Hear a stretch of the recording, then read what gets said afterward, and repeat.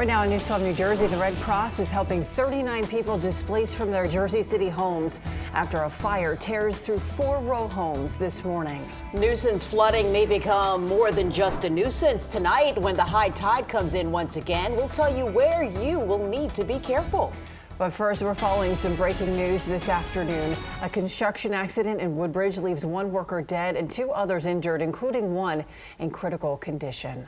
I'm Christina Bear. And I'm Carissa Lawson. That deadly construction site incident in Woodbridge this morning is under investigation. It happened on Quincy Street in the Hope Lawn section of town. News 12 New Jersey's John Bathke is there this afternoon for us with more on this breaking news story. Good afternoon. A tragic morning here. 1 worker is dead, another critically injured, and a 3rd is suffering burns. It happened behind me.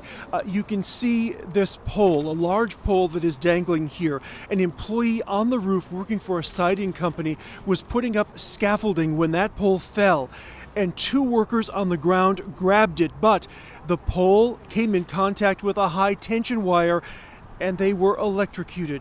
Now, we have video of the emergency response to treat the 3 individuals. They were taken to Robert Wood Johnson Hospital. A short time ago, I spoke with a neighbor who has for some time watched the construction of this building going on. She knew that this morning something was wrong.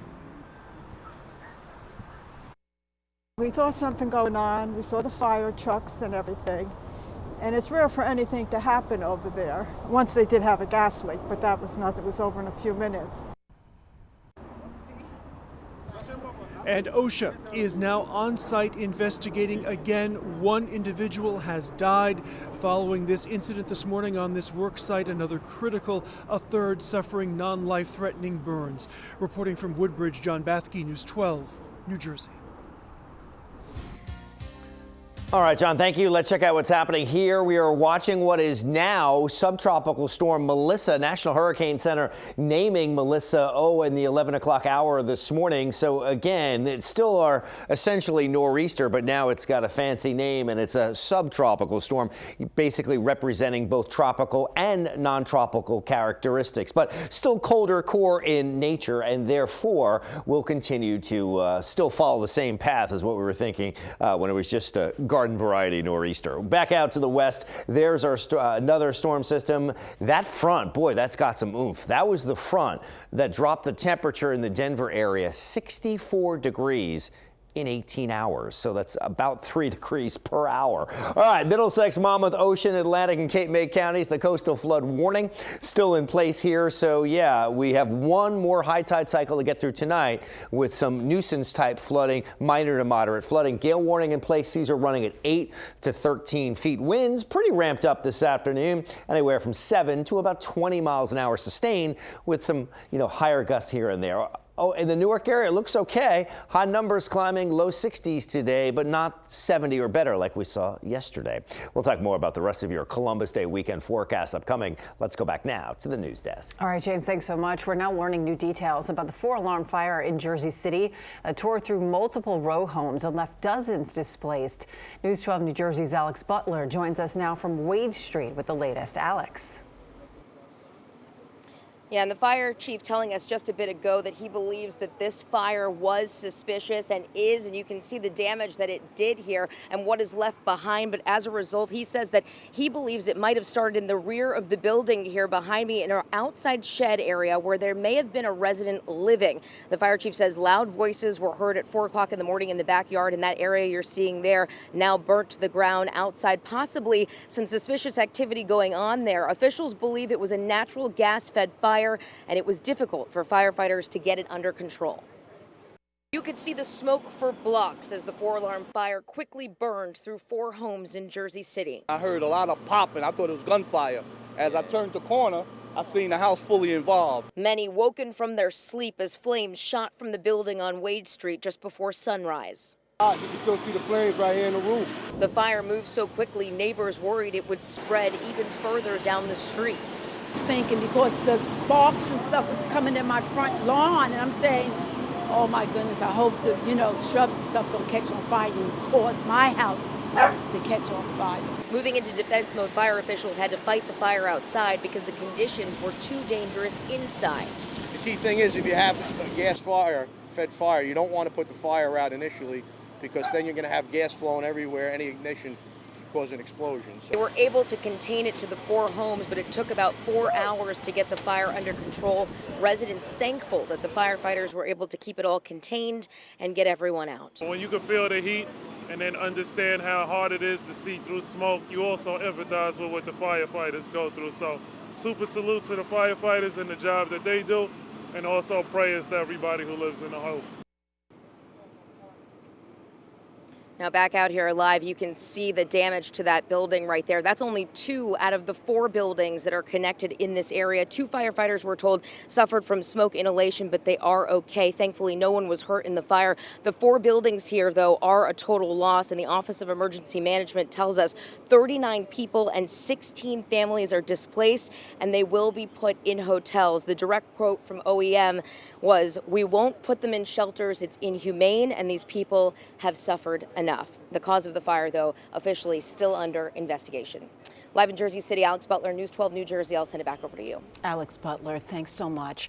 A Tenafly school teacher arrested on charges of child pornography. Police picked up Pasquale Bernaldo Antonelli yesterday.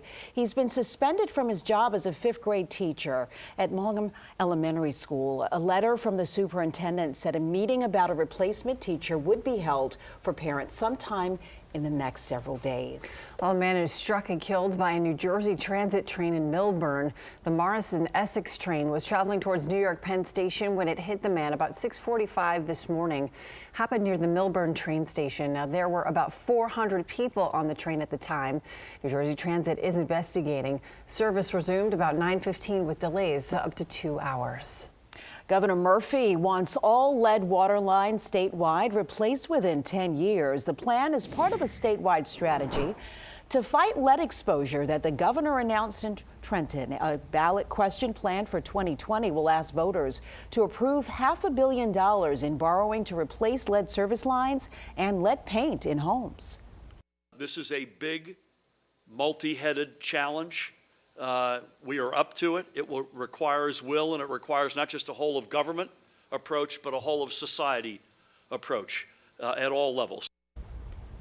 The $500 million bond will be in addition to the $120 million county bond approved to replace lead service lines in Newark. Well, Knock the Lead Out is the name of Patterson's campaign to clean up drinking water.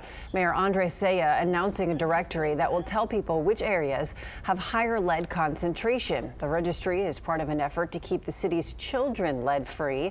Health Officer Dr. Paul Persaud says Patterson is taking the right steps. Patterson is not going to be the next Flint, Michigan, and Patterson is not going to be the next Newark. Why?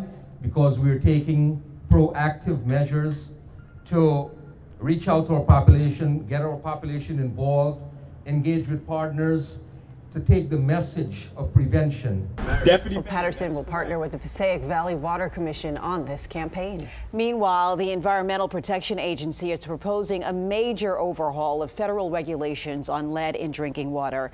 This is the first time in roughly 20 years. It comes as Newark works to replace all lead lines connected to homes in the city. The EPA's proposed lead and copper rule would change testing requirements for local water systems and change procedures to replace lead service lines when levels are too high. 3 more civilians have been killed in mortar attacks on the Turkish border. According to the Turkish media, that brings the death toll of civilians to 9. Officials say the Kurdish militia has fired dozens of mortars into border towns since the start of Turkey's military offensive in northeast Syria.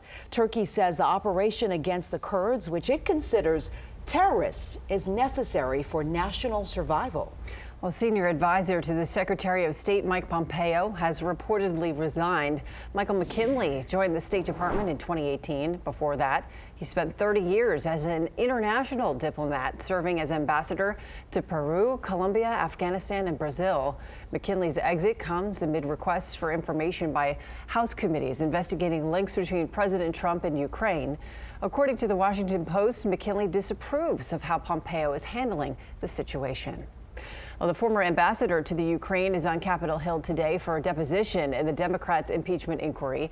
Marie Yovanovitch was relieved from her post in May. A former diplomat who recently spoke with Yovanovitch reportedly claimed she was removed after insisting that requests for investigations into Joe Biden and his family follow protocol.